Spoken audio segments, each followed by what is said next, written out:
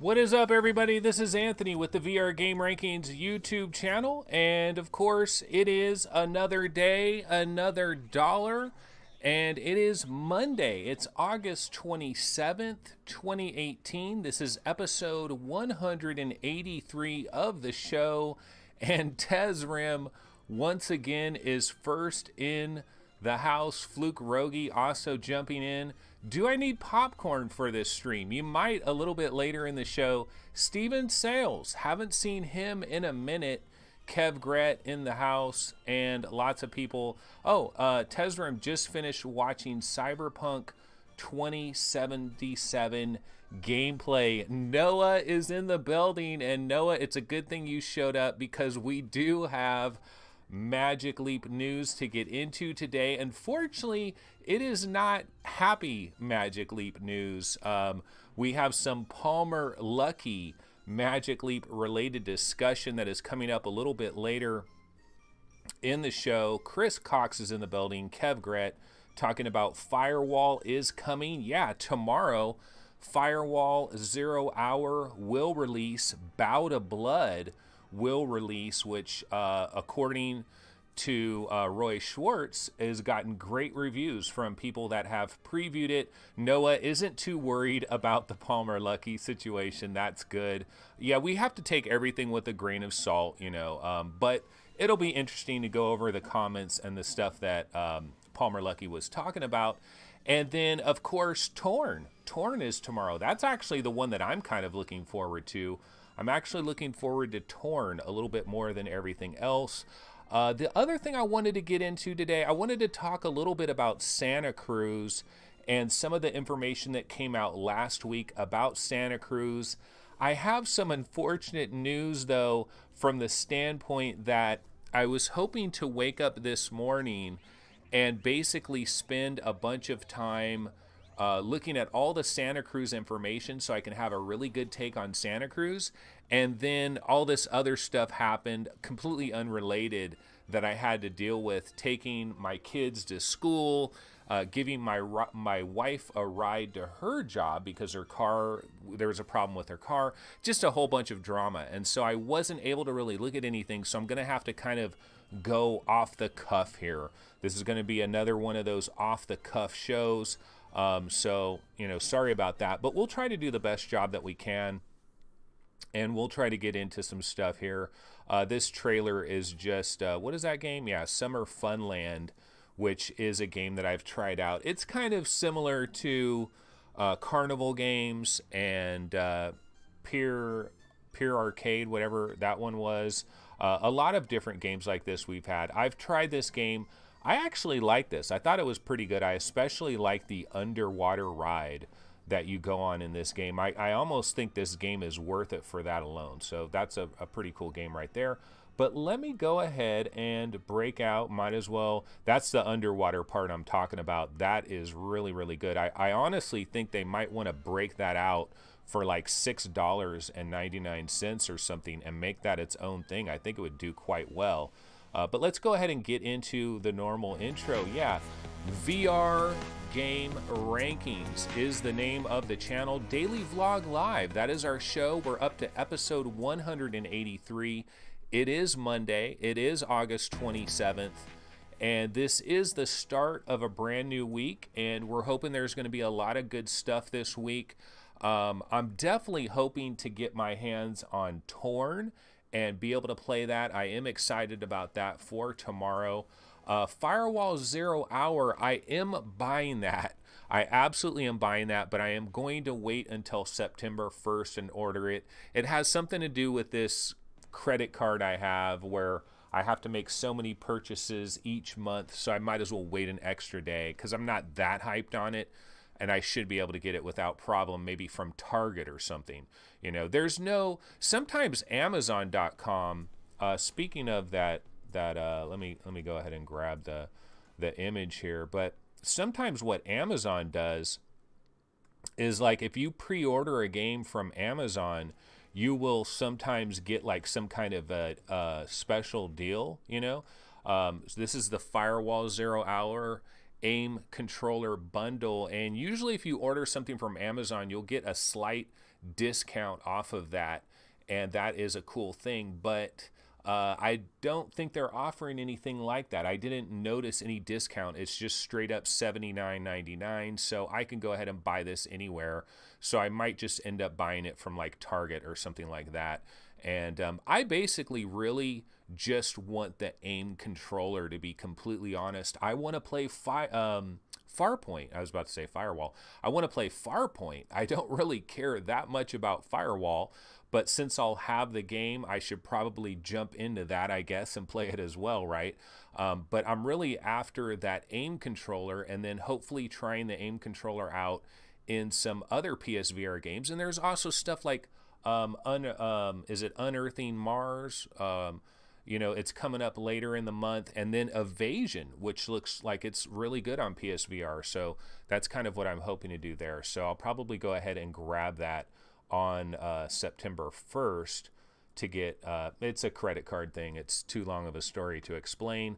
But yeah, so looking forward to that. So lots of good stuff. This could be an exciting week. Definitely looking forward to all of that. So why don't I go into the Santa Cruz thing? Let me see here. I know I grabbed a Santa Cruz video, just the old classic video we've all seen a million times.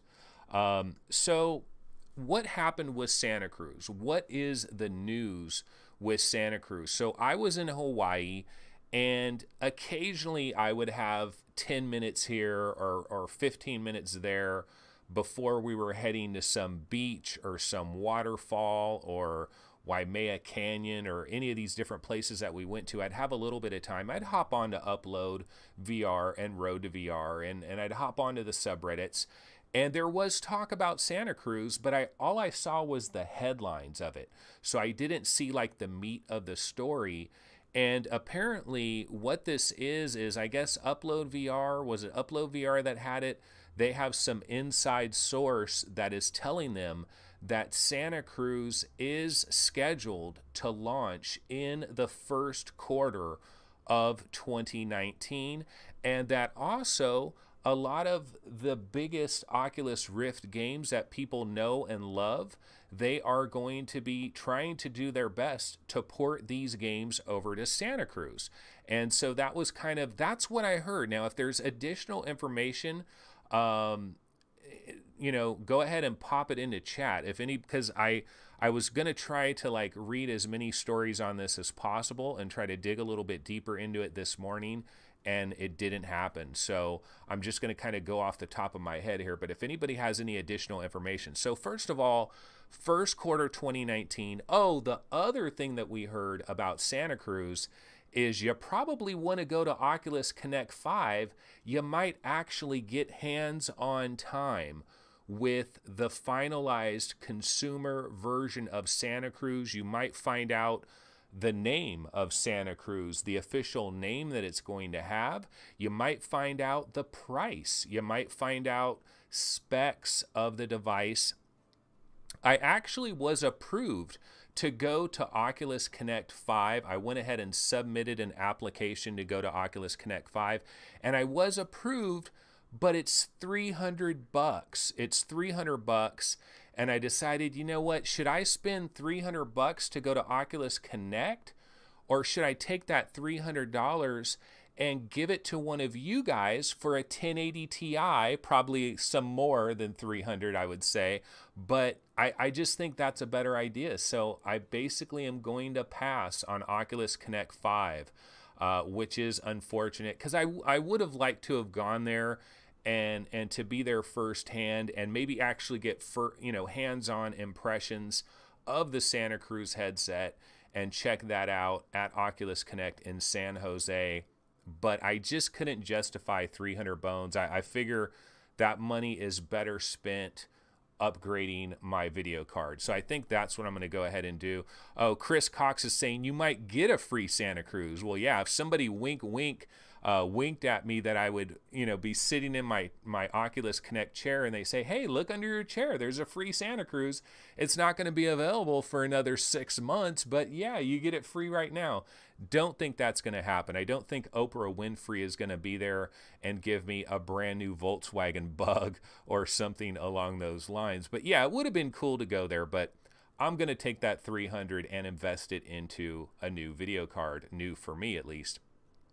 But basically, my theory on Santa Cruz, I do think this is an incredibly important product for the future of VR. And the reason I think it is so incredibly important is because that one word, the word that I like to talk about is friction. I think the biggest negative thing that we got going on in the world of VR gaming, period, is friction. And Santa Cruz, this could be our ticket to eliminating friction. You just put the headset on, you got 2 controllers, it's 6 degrees of freedom on the headset, it's 6 degrees of freedom on the controllers, you got inside out tracking, you don't got to worry about setting up USB sensors or cameras or any of this other bullshit. I was just using my Oculus Go last night, in fact. I wanted to check out a quick Oculus Go experience, which I'm going to talk about a little bit later today. Nothing major, not a huge experience by any stretch of the imagination, but I grabbed my Oculus Go. I didn't put any headphones on it or anything. I just wanted to check something out real quick.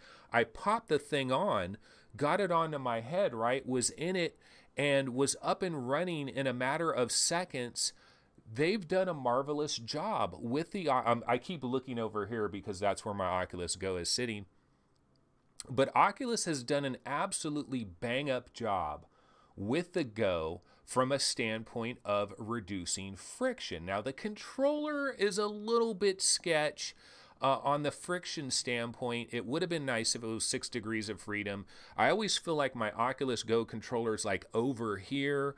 You see the laser pointing. You're holding the controller right here, but it seems like it's way over here. It's a little bit weird on that, but it's the elimination of friction. That's what it's all about. And that's where this Santa Cruz could be really huge in this regard. Now, of course, a lot of people wonder, well, what about the price? Well, Oculus is talking about how they want to convert some of the best Oculus Rift experiences, try to water those down and get them onto the Santa Cruz. And the question is, can they get maybe 75% of that experience working on the Santa Cruz? And I believe the answer is yes. And the reason I think the answer is yes is just look at the Oculus Go. We know that the Santa Cruz is going to be leaps and bounds ahead of the Oculus Go in processing power. And I've already seen on the Oculus Go with games like End Space and games like Kin, you can get a lot, and Blaze Rush and stuff like that. You can get a lot of that experience. A lot of it shines through, and now this is going to be more powerful. Now, we're not going to be playing Robo Recall. I would have to imagine something like Robo Recall is going to have to be really watered down to try to work on the Oculus Go, the Santa Cruz. And the other major question, too, is what is going to be the graphics processing unit that they are going to have in here? Is it going to be a Qualcomm 435 Snapdragon? That is my hope, but I don't know what that's going to do to the price. And then, of course, there's the question of price. You can buy an Oculus Go right now for $199 if you just want the bare bones version. That is incredibly mass market price. It's a wonderful situation to be sure. You can get yourself a brand new Oculus Rift for $400, sometimes $350 when Best Buy is having a special deal or somebody is having a special deal. So where is the Santa Cruz going to come in from a pricing standpoint? Now, here's my suggestion for Oculus, and this might piss some of you off, but my suggestion is Oculus, price this thing at $599.99. Now, I know that's going to piss a lot of you off immediately because you're going to be like, no, that's way too freaking expensive. $599, get the hell out of here. That's way too expensive. There's no way the Santa Cruz should cost that much. But here's my argument. My argument is you want to make this thing as future-proof as you possibly can for a couple of years that people are going to be using this Santa Cruz until you're able to replace it with another device. And I'm saying get that 435 in there. Get that Snapdragon 435 in there. And to be able to get it in there, you're probably going to have to be at that $599. Remember, this comes with 2 controllers that are motion 6 degrees of freedom. It comes with a 6 degrees of freedom headset. It has all the processing inside it, the battery inside it. It is a standalone unit. And the second that this thing drops, the second that Santa Cruz is available, it is stuck. Whatever it has inside it, it is locked in. That's what it is going to be, and that's what it's going to be for the duration of its life. For example, let's take a look at the original Oculus Rift. When they released the original Oculus Rift, the optics, everything that it has, it is a locked-in deal, and so you have to wait for consumer version 2, and then that's when they can make improvements, adjustments, and all those kinds of things when consumer version 2 is. So they're going to be stuck with the Santa Cruz that they deliver, and I say go in on the high end, $599. You can always, you can juice all of the early adopters. You can bring it down to $499, and then you can get it down to $399. I don't know. Am I crazy? Is that too much? I feel like they should go kind of high end with this thing because they got the Go. They got the Go on the low end. This is more of the high end, and it's going to get cheap enough, quick enough, that I think that might work out. Maybe $499. I mean, if they can squeeze it all in there for $499, that would be even better. But that's kind of what I'm hoping for in regards to Santa Cruz. And we'll have to see how good the ports are when they're ported over from the Oculus Rift, how decent they are. I think the controllers, just like having legit hand presence and having 6 degrees of freedom on the headset, doing all of that, having no wires and being able to just turn around and do everything, I think that is a big deal. I really like that. So that's my thoughts on Santa Cruz. I guess we'll have to wait and see. That is going to be a little bit later in September at Oculus Connect 5. Okay, let's see, what else can I go into? Well, since I did bring up the Oculus Go, well, actually, no, wait, before I bounce out of here, I'll throw on a different trailer, though, because I've been running that trailer into the ground. Let me get back here. Where am I? Okay. Hold on a sec. A little bit of dead air there. So let me throw on some other random trailer. I'll just throw on this little Half-Life 2 green light trailer to make us dream about Half-Life 2 in VR whenever that is going to happen. Push the Button is in the building. Hi, everybody. Hey, Push the Button. Did you check out my pictures from Hawaii yesterday? They were all green screened. They were all completely phony. And I was really proud of the green screened where I'm holding the phone, the fake phone booth. That looked really real, didn't it? Okay. But let's see what people are saying in chat. I am going to actually go back a little bit. Let me turn down my trailer window. Okay. So in chat, let's see what people are talking about in regards to the Oculus Santa Cruz. Steven Sales says, I don't care about resolution. I care about friction. The Oculus Go shows this exactly. Chris Cox says, I think the fact Gorn is now on Oculus is a good indication it will be available for the Santa Cruz.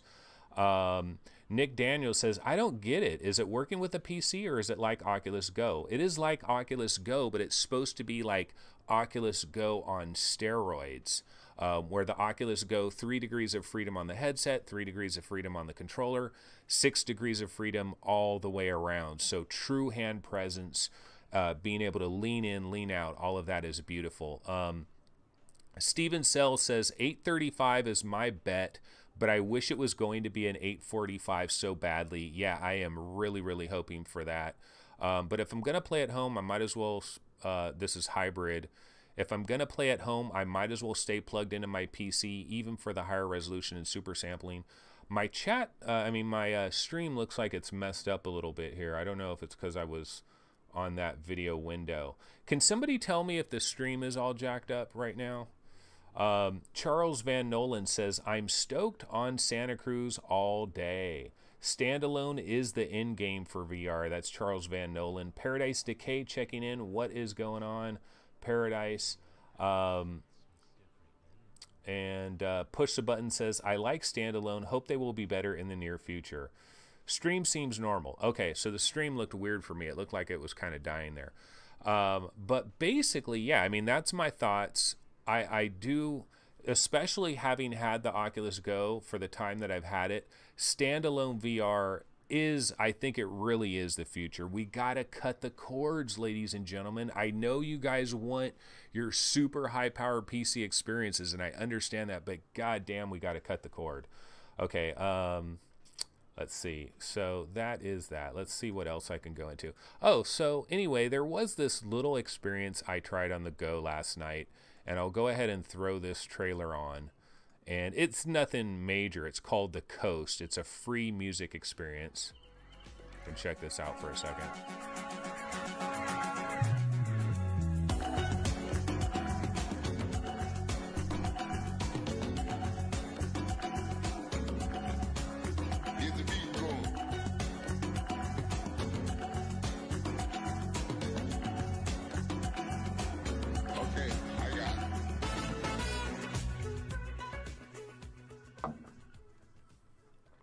Okay, so that is called The Coast, and I saw somebody mention this. I think it may have been on the Oculus subreddit or somewhere. I saw somebody mention this, and they were talking about it's free, it's on the go, and so I thought, well, let me grab my Go, download this, check it out for free, and I did, and that's the thing about friction. That's where I get back to the friction, is I grabbed my Go, I turned it on, I downloaded this thing in like a minute or two, and then boom, I was in it, I was experiencing it. It's nothing spectacular. It's like a little music video with very simplistic graphics, but the music works well. You're holding your little Oculus Go controller, and you can kind of move it around, and you're kind of doing a little bit of some tilt brushy stuff as the music thing is moving along, and you go through these caves, and it's kind of lit up, and it looks pretty cool. And there's nothing special about this thing, The Coast. I'm not trying to tell anybody, run out there, download The Coast. Oh my God, you got to experience this. This is awesome. I'm not saying that in any way, shape, or form. But what I am saying is, those of us that are into VR, especially on the Rift, the Vive, and like Oculus Go, we have got a shit ton, a literal shit ton of really cool free experiences that we can download and try out. And we're blessed. We truly are blessed. If you were, you know, I used to belong to this website called Cheap Ass Gamer. I don't know if you guys have heard of it, but there's a website. You can Google search it, cheapassgamer.com, right? And I belonged to this website back in the flat gaming days, and I would go there because they would always know whatever the best deals were. I mean, these guys would search the internet down every crack and every crevice for any little possible deal that was out there, cheapassgamer.com. And there's people that don't like spending any money at all if they can get away with it, and so they will always buy the cheapest things. These people should get a VR headset. They should get a Vive, they should get a Rift, or they should get an Oculus Go. And the reason why, there's so many free experiences. There's so many free things you can try. There's so many little demos.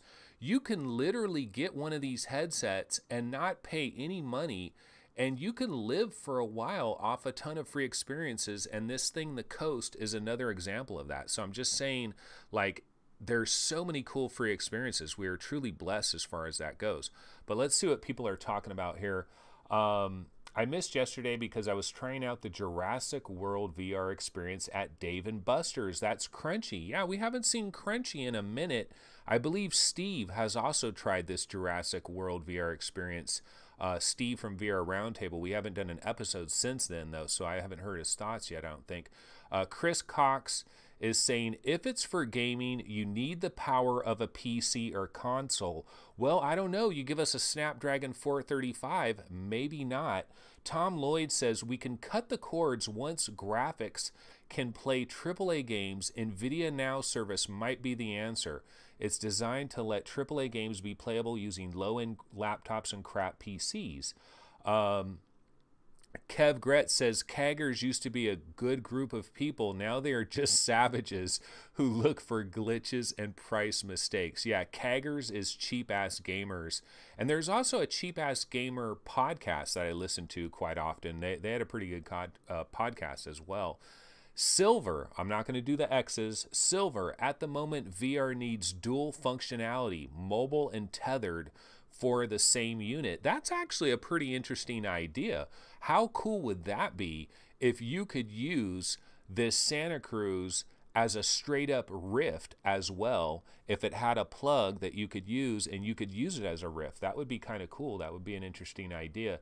Now, somebody had a comment a little bit earlier that, let me see if I can find the earlier comment. There was an interesting comment where somebody was talking about not liking, or let's see, where was it? Let me find, there was a comment I saw that I thought was interesting. Damn it. Of course, now that I want to see the comment, I can't find it. Somebody was saying that they don't want standalone. They were saying don't use standalone because it's going to be a problem or something. And it was an interesting comment. Oh, okay. Nick Daniels. Here it is. Nick Daniels says, I don't agree. My opinion is that standalone VR harms VR in general because it doesn't provide AAA experience to newbies. But see, here's my argument, Nick. I understand exactly what you're saying, Nick. You think that it needs to be bam, it needs to be incredible. You need to experience something that is just freaking mind-blowing to overpower the newbies. But the problem is, all the friction is going to kill it, man. It's going to kill it. The newbies are more concerned about friction than they are being wowed by polygons and ray tracing. I really believe that. Like, one of the reasons a lot of gamers aren't into VR yet is because the idea of putting a headset on and doing all, you know, it's just too much. They just want to sit on a couch and play a game. It's so much easier. There's less friction. I really think friction is just freaking key, man. I truly think friction is key. I understand your comment there. I absolutely do. And it is definitely, it's a valid comment. No question. Okay, so let's get into the fact that Palmer Luckey absolutely ripped Magic Leap a new one. And there's our boy Palmer Luckey with a Magic Leap 1. And we didn't know this guy was going to shite all over Magic Leap. So he has his blog, the blog of Palmer Luckey. Magic Leap is a tragic heap.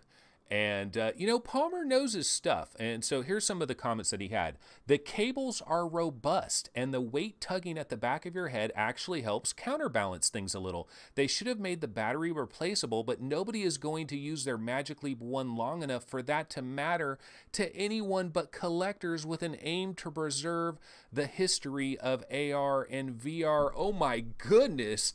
That is a sick burn right there. He's saying no one is ever going to use this long enough for it to matter except for collectors.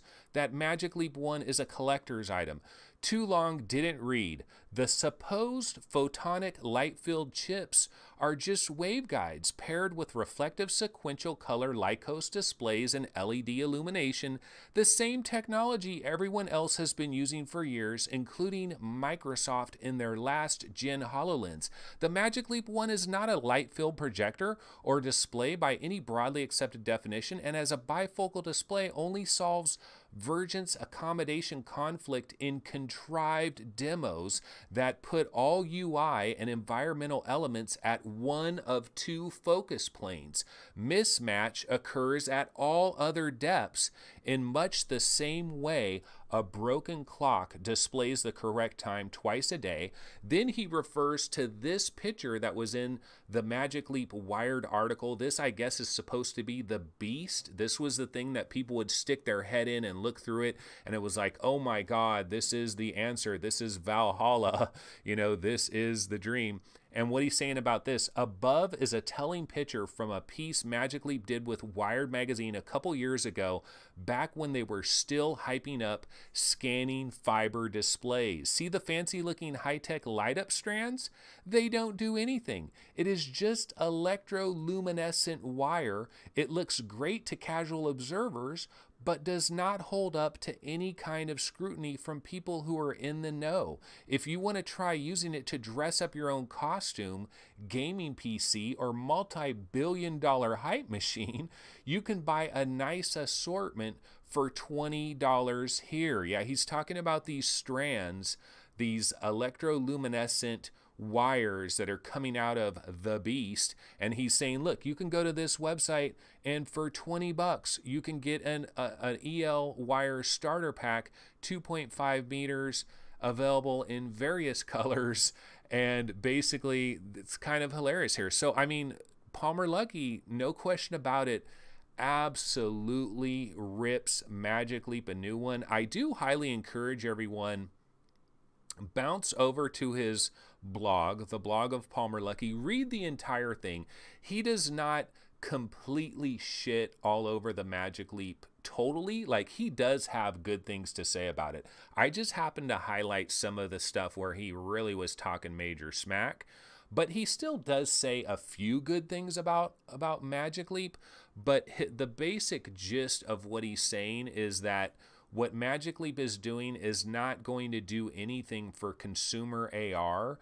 And in fact, Magic Leap was more of a downer for consumer AR from the standpoint that they soaked up all of the funding that should have been spread around to all types of other companies and other startups. Instead, all the funding funneled into Magic Leap. It was all focused into Magic Leap. They soaked up all that funding.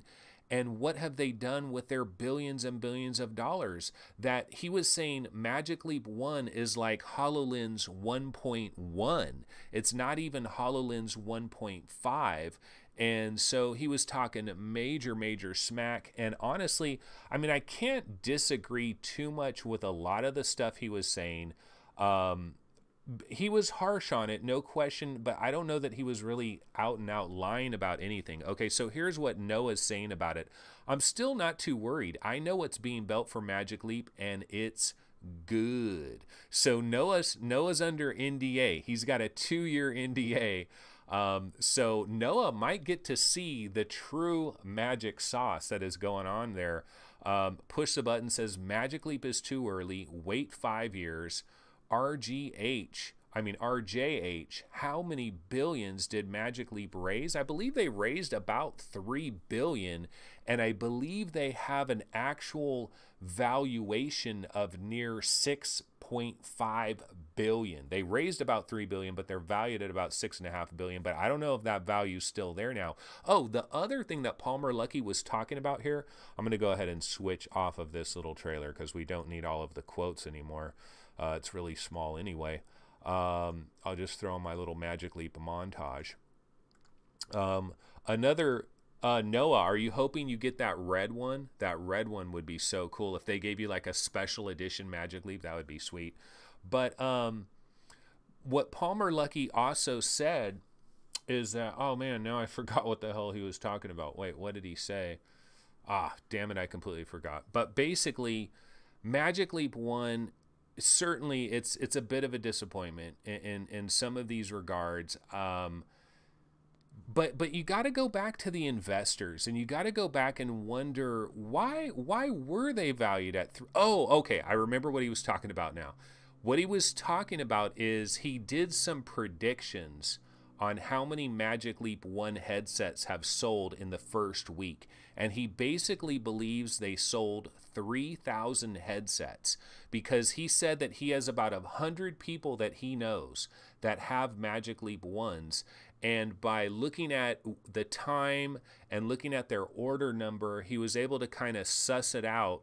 And he figured it out that they probably sold about 3,000 Magic Leap 1s in that initial week of availability. And he also believes that of the 3,000 that were sold, that about 90% of those 3,000 were sold in the first 48 hours of availability when the initial hype was the strongest. And he's saying in comparison, you compare that with like the DK1 or any of these other devices where there's like 10,000 of them out there, that this is a tiny drop in the bucket. The other complaint that he made is the vast majority of people that are owners of Magic Leap 1, they're not even developers. They're influencers. They're like YouTube, you know, YouTube extraordinaire influencers. Like somebody like me would run out and get I'm not an influencer. I mean, I'm not an extraordinary influencer. I'm a very tiny little ant influencer. But that the big influencers running out buying this so they can do videos on it, they can talk about it and all of those kinds of things. And he's saying that that's the vast majority of the 3,000 people that own this thing. Not a lot of developers own it, and he sees that as a real major tragedy, a real bad situation here. Okay, let's see what some of the people are saying in chat. Fuzzy Dragon, it isn't bad. No, it's the cancer of AR sucking up all investments. Ah, damn it. Chat is moving very fast right now. So I'll go back over to this other part here. Let's see. Hold on a sec. Let me get back to where we start getting into the whole Magic Leap discussion. Oh man, this is messing up. Okay, never mind. I'll just look at chat over here. Paradise Decay. Fluke is talking to Paradise. He's saying they needed to actually start work on something before they could put it on hold. Noah says, which were somehow incrementally increasing and for some reason shouldn't have been. Not sure what he was talking about. But yeah, so, I mean, I don't know. What are we going to say here about Magic Leap?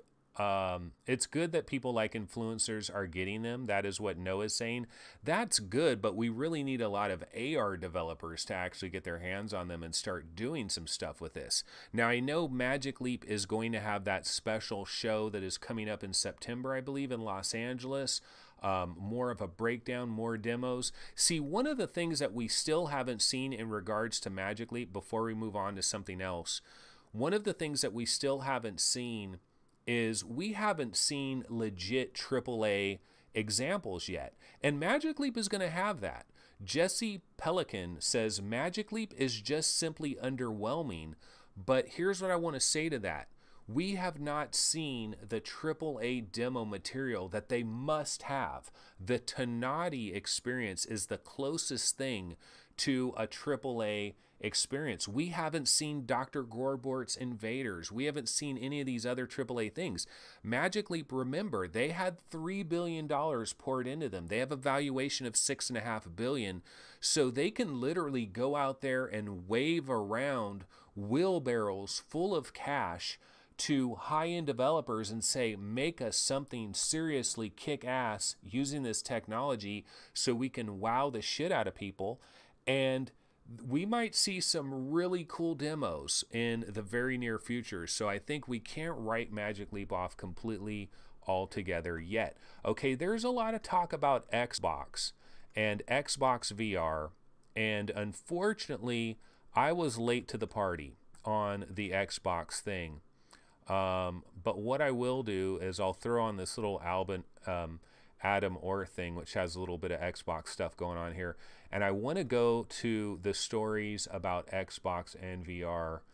CNET. Okay, so CNET had this. What happened to Microsoft's Xbox VR? Now, I don't know what their actual theory is about what happened, but what I will say is... Oh, wait, hold on here. There's a dumb video that plays when you click on this CNET article. Don't you hate that when you go to a website and a loud-ass video starts playing that you didn't want to play? So my prediction regarding Xbox and VR has always been, well, not always, but recently has been, that Xbox dodged an incredible major bullet in regards to VR, that they don't have to support VR because the demand isn't there. Their consumers are not crying and pleading and begging for VR. Now, there was a point in time where that may have happened, and Xbox hands may have been forced, and they might have had to deliver a VR headset, and they were working on that because they knew that could have been a possibility. There was a couple years ago where it was going in that direction, but they basically dodged a bullet here. And so they were able to take their Xbox VR stuff and say, okay, you know what? We don't have to do this right now. Let's go ahead and put this on maybe a 2-year hold. We can hold this. We don't have to do this. And it's huge for them personally. You guys might be saying, wait a minute, Anthony, aren't you a supporter of VR?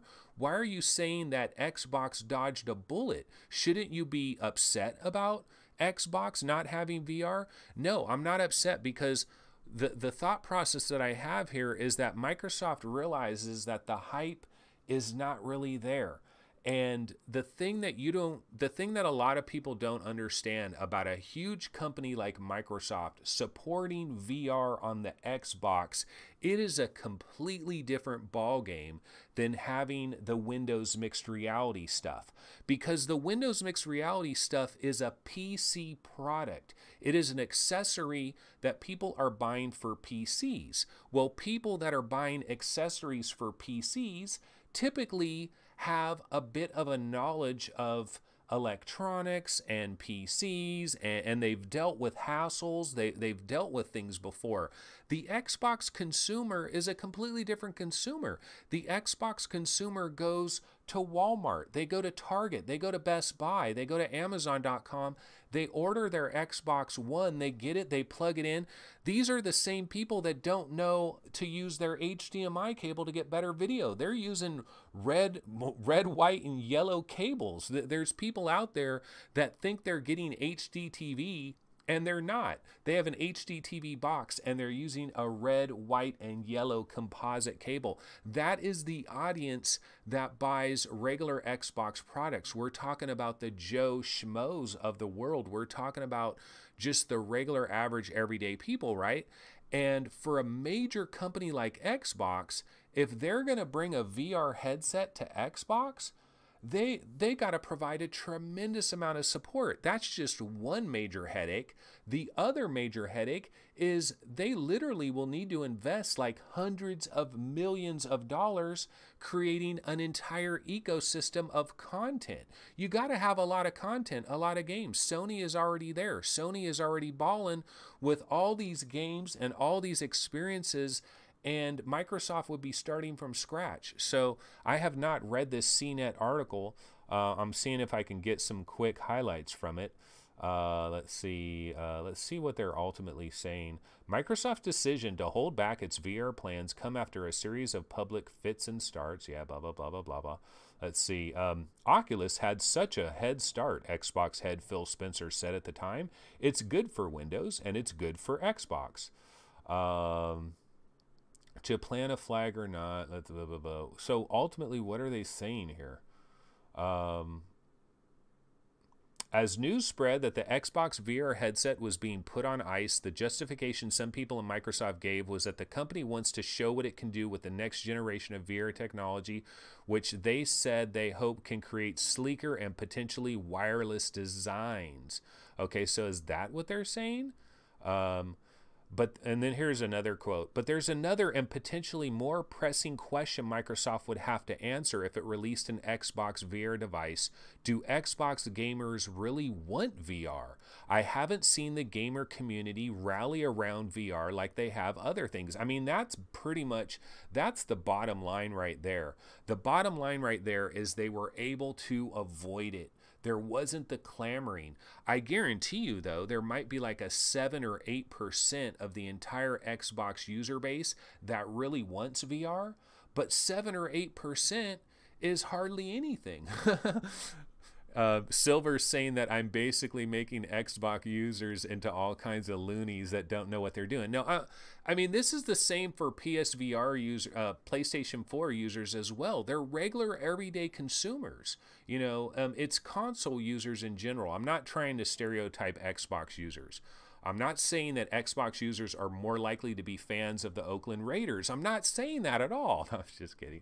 But anyway, that's kind of my thought there. So I guess basically this CNET story is pretty much saying wireless. So Xbox is going to hold off that their fans aren't clamoring for it and that they're going to come out with a wireless solution. So didn't I kind of explain this like 8 months ago?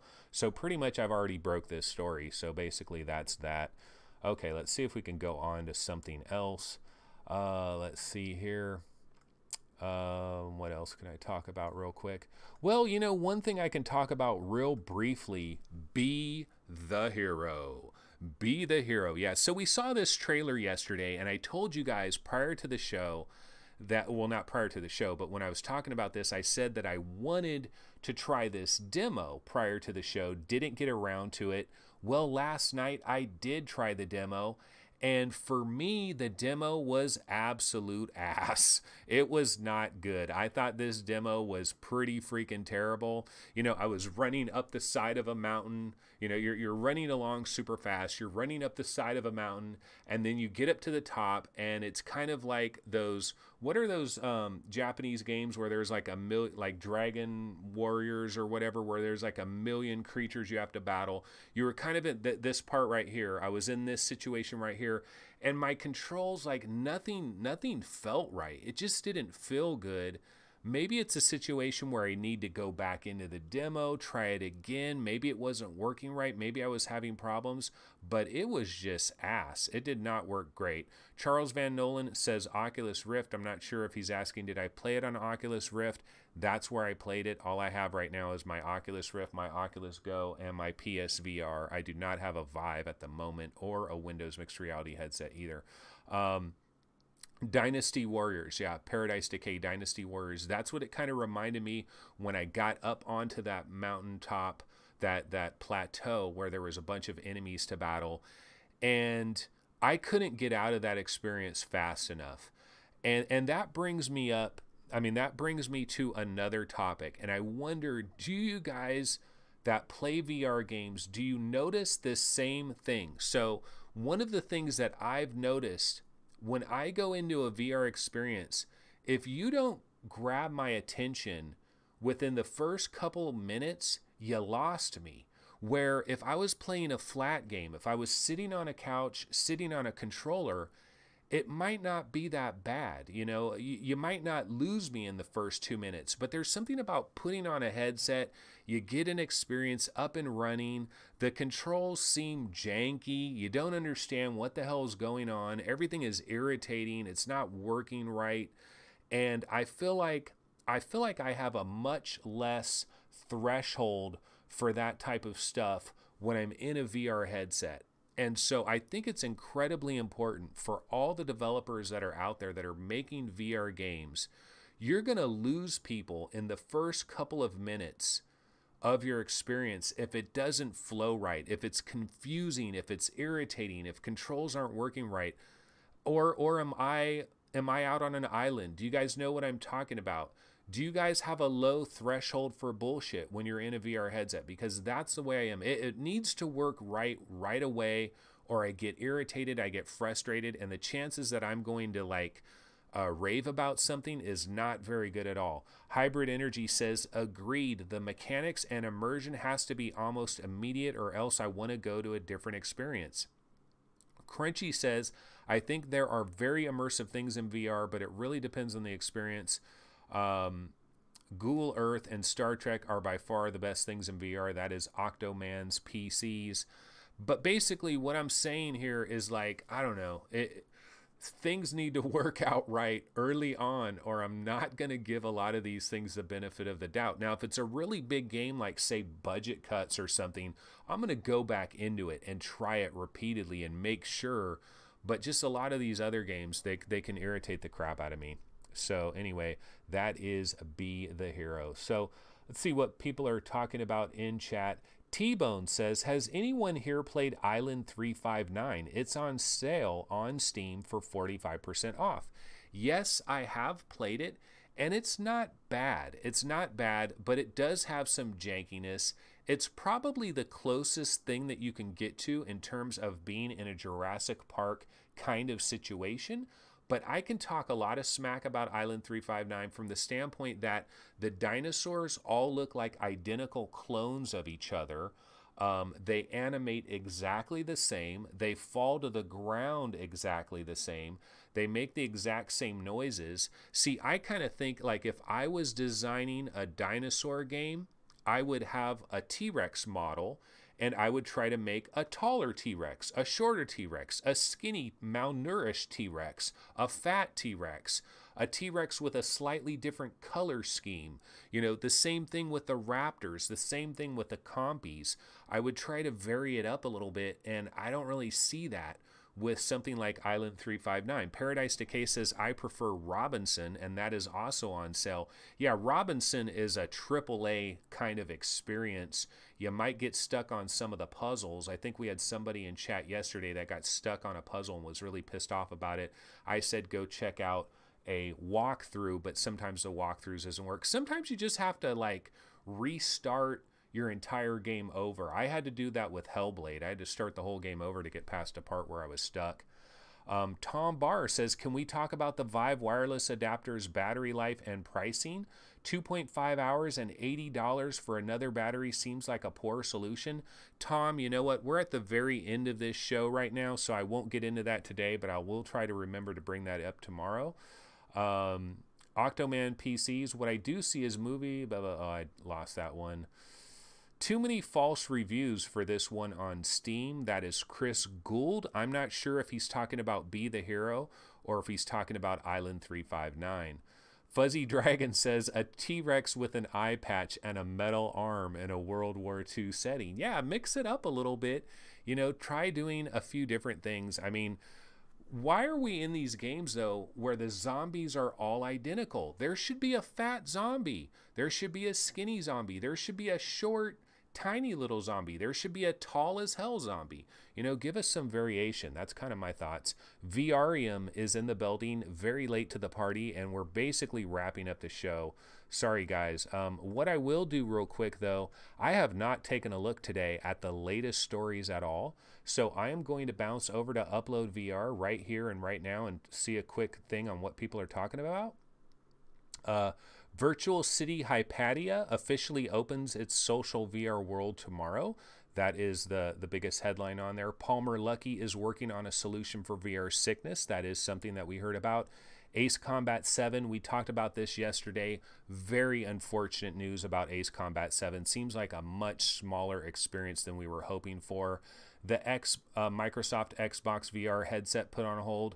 We knew about this a long time ago. If you saw my Xbox special, I freaking broke it down right there. You know, we knew about this. They dodged a bullet, and they'll get back to VR. Their hands will be forced. Don't worry about it. Don't panic. Don't cry. Their hands will be forced. Microsoft will get back into VR. They will have no other choice. It's going to be a slow burn, guys. It is a slow burn. The first public Stormland demo today, or to demo at PAX West, available one day only. So yeah, Stormland, man, I would love to be in Seattle at PAX West. Is it Seattle, right? Is usually where PAX West is. So that demos will be taking place on August 31st at 11 a.m. to 9 p.m. Seattle, Washington. Yeah, there's going to be some lucky people. Do we have anybody that's in Seattle that can maybe try that out? Give us their impressions of Stormland. That is going to be super awesome.